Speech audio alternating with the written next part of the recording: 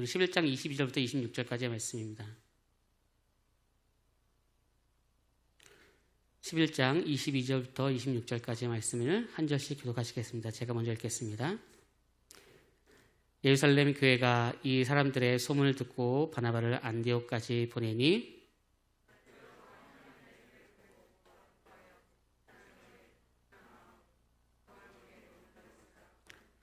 바나바는 착한 사람이요 성령과 믿음이 충만한 사람이라. 이에 큰 무리가 주께 더하여 지더라.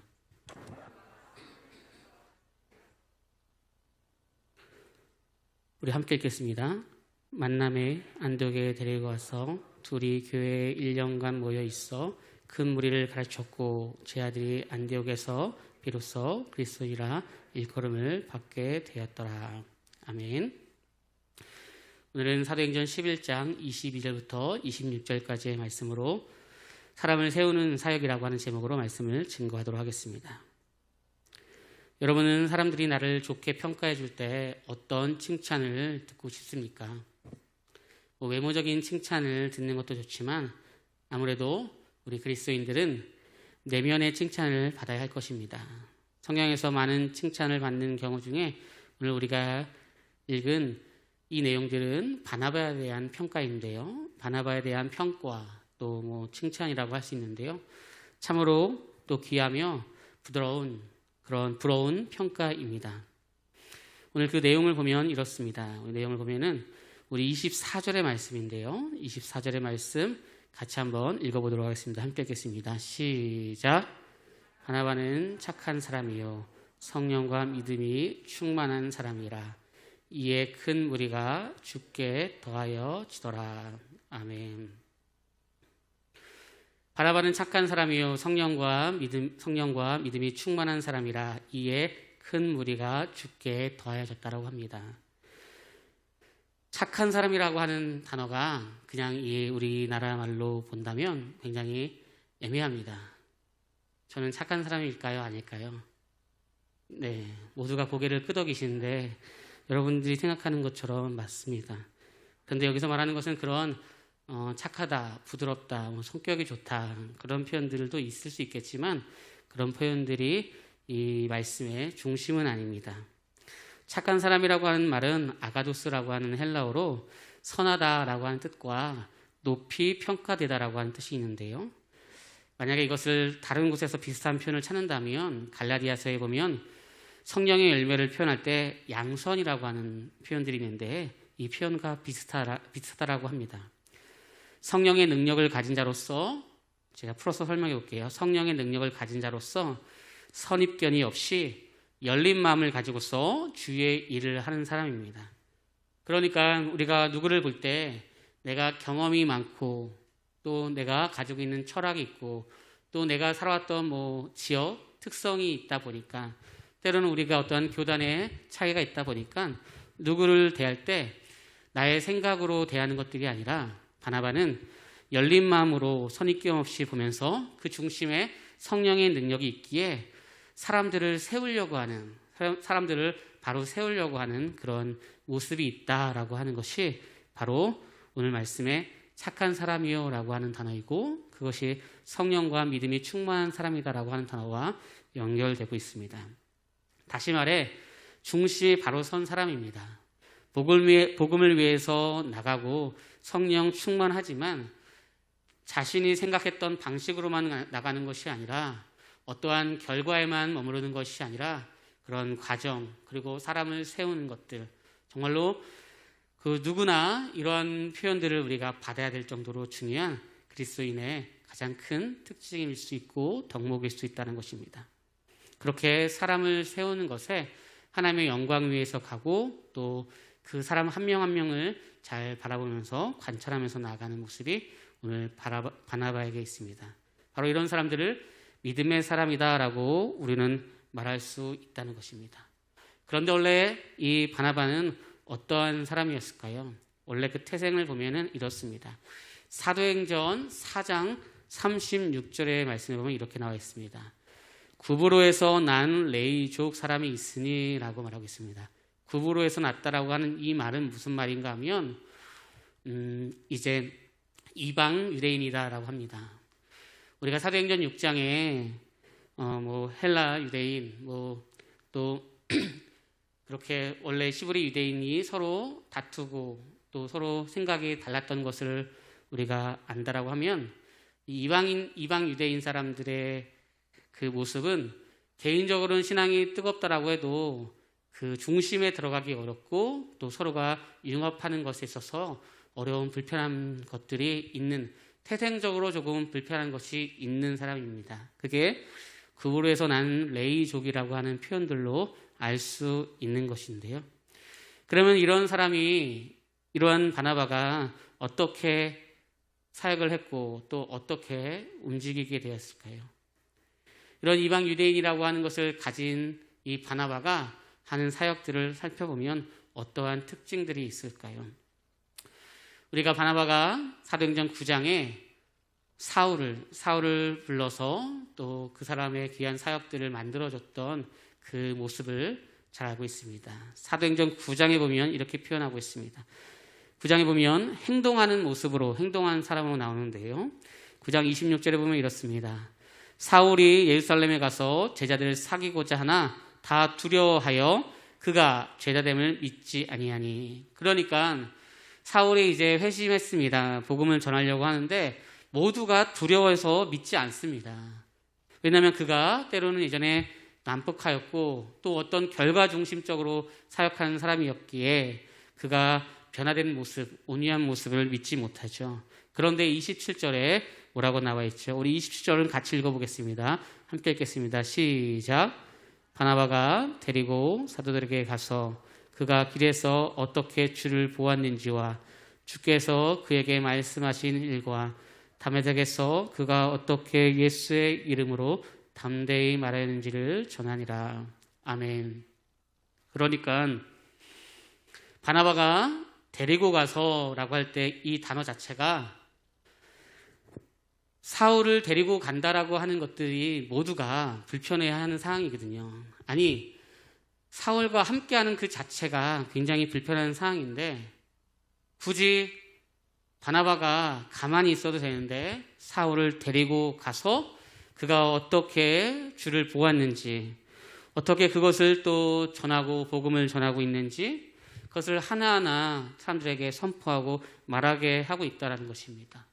그러니까 이 바나바는 행동하는 사람으로서 자기 마음 가운데 하나님께서 주신 때로는 사명이나 소명 그리고 분명한 확신이 있다면 이것을 위해서 행동하는 사람입니다. 이것은 쉬운 것 같지만 굉장히 어려운 것입니다. 우리가 어떠한 일을 할 때 A라는 친구가 있는데 A라는 친구가 공동체에서 분위기가 조금 때로는 힘들고 어려운 친구입니다. 그러면 그 친구와 함께 지내는 것들도 어려운데 이 친구를 다른 사람에게 소개하고 그 중심에 들어가게 한다는 것은 불편한 것이죠. 그런데 만약에 오늘 사울처럼 때로는 이렇게 이전에 난폭했어요. 하나님을 믿는 사람들, 예수를 아는 사람들, 그들이 가지고 있는 어떤 본인과 다른 차이를 극복하지 못하고 그들을 때로는 죽이는 역할을 했었던 이 사울을 볼 때 공동체에서 너무나 두렵고 떨리는 마음이 있는데 이를 데리고 가서 어떻게 하나님께서 그에게 오셨고 또 그를 변화시켜 주셨는지를 설명하게 하는 이 모습들을 볼 때 바나바는 자신이 가지고 있는 그 모든 것들 가운데 하나님께서 주시는 은혜가 있다면 행동하는 사람이라고 우리는 볼 수 있습니다. 이런 이방인 유대인이었고 그 이방인 유대인이 불편한 그 것을 가지고서도 행동하는 사람으로 나아갔고 또 이 사람을 성경에서 이렇게 표현하고 있습니다. 위로의 사람, 용서의 사람이라고 표현합니다. 사도행전 15장에 보면 37절에 보면 이런 말씀이 있습니다. 바나바는 마가라 하는 요한도 데리고 가고자 하나 바울은 밤빌리아에서 자기를 떠나 함께 일하러 가지 아니한 자를 데리고 가는 것이 옳지 않다 하여라고 말하고 있습니다. 그러니까 바나바는 마가라고 하는 요한도 데리고 가고자 합니다. 아마 1차 전도행이 끝나고 조금 마가라고 하는 요한이 믿음으로 나아갔지만 부족함이 있었던 것 같습니다. 중도에 하나님의 복음 앞에 열심히지 못하고 출발은 열심히 했지만 결과가 조금 부족했던 것 같습니다. 그래서 다시 이제 전도여행을 출발하려고 할 때 바나바는 이 마가라고 하는 요한을 데리고 가자라고 추천하면서 그에게 다시 한번 기회를 주자라고 얘기했었습니다. 아니 어떻게 그럴 수 있습니까? 바나바가 바울을 세웠고, 물론 바울을 세운 것이 하나님의 은혜겠지만 바울을 세웠고, 그 바울에게 다른 것도 아니고 복음을 위해서 나아가는 한 지체가 있는데 때로는 부족하고 나약하지만 다시금 기회를 주자라고 하는 이 말에 생각해 볼 것도 없이 안 됩니다. 그러면 같이 갈 수 없습니다 라고 바울이 얘기하고 있습니다. 바나바가 굉장히 화가 날 것 같고 때로는 다툴 것 같은데 그러지 않고 다른 길을 선택하죠. 그러니까는 이 바나바는 아까도 우리가 사도행전 4장 36절에 읽었는데 구브로에서 난 레위 족속이라고 했고, 이 바나바를 번역했을 때 그 이름이 위로의 아들이라고 하는 것이 있습니다. 그러니까 온유하고 또 어떠한 정확한 목표가 있으면 그것을 위해서 돌진도 하지만 때로는 다툼이 있으면 한 템포 쉴 수도 있고 또 그 가운데 나약한 사람을 세우려고 하는 노력도 있습니다. 사실 우리는 교회에서 바나바 사역자라고 했기 때문에 바나바가 굉장히 특별한 사람으로 여길 수 있지만 사실 많은 학자들은 바나바 역시도 새 가족으로 시작했다라고 하는 표현들을 학자들이 얘기한다면 바나바 역시도 새 가족으로 시작했던 그가 이제 성장해서 새로운 길을 만들어 가고 있는 것이죠. 오늘 담임 목사님께서도 오전에 말씀해 주셨는데 우리가 이제 10월 달하고 이제 그 사이에 광야 뒤에 가서 요한복음을 이제 함께 보면서 큰 은혜를 경험해서 그 은혜를 경험하는 것을 가지고서 우리가 사역 현장에서 우리의 삶에 나아갈 것입니다. 전적으로 헌신한 어떤 이들은 직장에서, 또 어떤 이들은 목회 현장에서, 또 어떤 삶에서, 또 그곳에 있는 분들은 또 복음 사역자로서 또 하나하나 몸으로 표현하는, 말로 표현하는 복음을 전하는 연극을 함으로 서로가 다르지만 같은 목적으로 갑니다. 이렇게 우리가 나아가는 공동체가 다 다르지만 그 공동체에서 때로는 불편하고 어려울 일들이 많이 있는데 그때마다 바나바는 하나님께서 주시는 지혜와 또 명철로 이것을 어떻게 나아가야 될까라고 고민하는 사람이었습니다. 부족하지만 이러한 모습이 저뿐만 아니라 우리 공동체에게 다 있으면 좋겠다라는 생각을 해보게 됩니다. 이런 은혜가 우리 삶 가운데 있기를 소망합니다. 이는 이방인 유대인이었고요. 행동하는 사람이었습니다. 그리고 사람을 위로하고 세울 줄 아는 사람이었습니다. 또한 이 사람을 표현할 때 성경에서 헌신의 사람으로 표현하고 있습니다. 우리 사도행전 4장 36절, 37절인데요. 같이 우리 한번 함께 읽겠습니다. 함께 읽겠습니다. 시작. 구브로에서 난 레위족 사람이 있으니 이름은 요셉이라.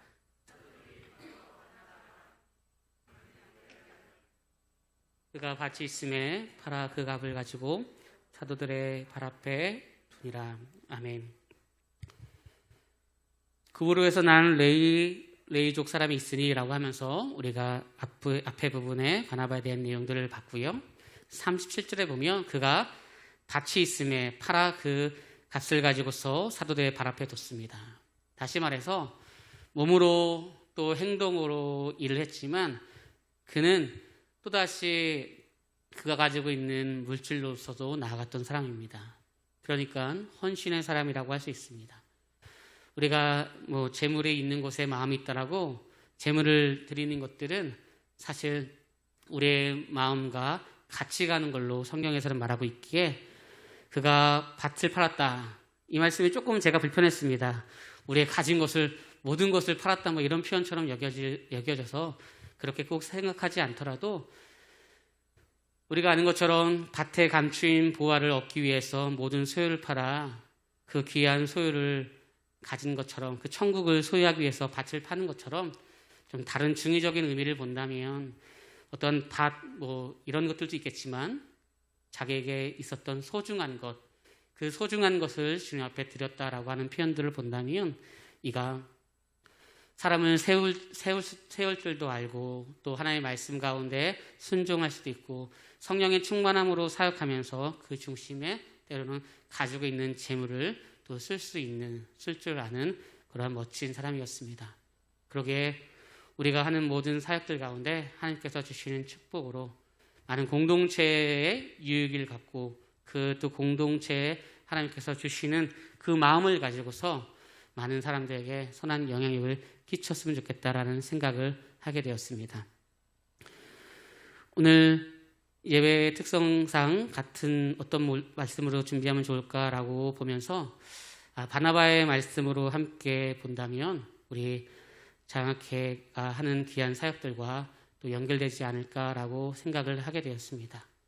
우리가 씨를 뿌리고 또 우리가 가지고 있는 그 많은 에너지로 작은 한 걸음의 시작이겠지만 이렇게 바나바가 바울을 세우고 또 마가 요한을 세우고 공동체를 세웠던 것들처럼 또 이들이 앞으로 나아가서 지금도 또 많은 일들에 사역을 하고 또 많은 일들에 공부를 하면서 하나님 앞에 귀한 그 받은 은혜들을 사람들에게 흘려보내는 일들을 할 줄을 믿습니다. 그러기에 우리가 재물 드리는 것들 또 마음을 다해서 한 명 한 명 세우는 것들 그 모든 것들이 하나님께서 주시는 우리에게 은혜요 축복이요 또 사명일 줄 믿습니다. 말씀을 정리하면서 11장 오늘 본문을 전체적으로 보면서 말씀을 마치도록 하겠습니다. 그러면 다시 본문을 돌아가서 바나바는 어떤 모습으로 사울 앞에 갔을지 그 내용을 살펴보도록 하겠습니다. 사도행전 11장 25절에 보면 바나바가 사울을 찾으러 다소에 가서 만남에 안디옥에 데리고 와서 둘이 교회에 1년간 모여 있어 큰 무리를 가르쳤고 제자들이 안디옥에서 비로소 그리스도인이라 일컬음을 받게 되었더라라고 말씀하고 있습니다. 바나바는 지금 사람을 세우는 사역을 하고 있습니다. 사울이 이전에 구장에서 하나님을 만나고 복음을 전했죠. 복음을 전하고 나갔는데 이 바울이 워낙 강해서 있는지 사울이 강해서 있는지 아니면 서로 공동체 가운데 이해가 조금 달라서 그런지 이가 복음을 전하면서 나아갔지만 처음은 실패한 것처럼 보여서 그런 모습으로 이제 다소에 가서 있다가 그렇게 있을 때 이제 바나바가 찾아가서 다시 우리가 주의 그 은혜 가운데 나아가 보자, 다시 공동체 가운데 나아가 보자라고 하면서 안디옥에 가서 데리고 와서 함께 만났습니다. 그리고 큰 무리를 서로가 가르치고 비로소 그곳에 그리스도인이라고 하는 이름이 세워질수록 그런 이름이 불러지는 그런 은혜가 있습니다.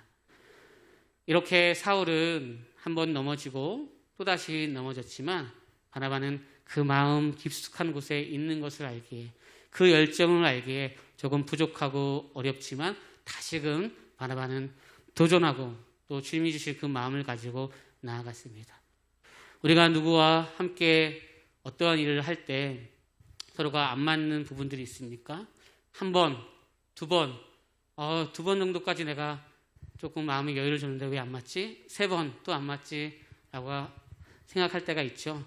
성경에서는 우리를 향해서 주님께서 더 많이 또 용납하시고 참아주시고 또 인내하시고 우리를 사랑해 주신 것들처럼 우리가 조금이라도 그렇게 나아갈 수 있는 것 자체가 은혜이기에 때로는 불평과 불만보다도 더 큰 마음과 또 하나님께서 주시는 마음을 가졌으면 좋겠습니다. 그리스도인이 가질 수 있는 것입니다. 사람을 세우는 사역들, 헌신의 사역들, 그리고 사람을 위로하는 사역들, 그리고 정말로 행동하며 나아갈 수 있는 그런 모든 것들 바라기는 오늘 이 귀한 예배를 통하여서 드려지는 은혜가 우리 마음 가운데 있고 또 앞으로 살아가면서 그 받은 은혜가 있다면 이것으로 많은 사람들에게 흘려보낼 수 있는 저와 귀한 우리 열방교회 공동체가 되시길 예수님의 이름으로 소망합니다.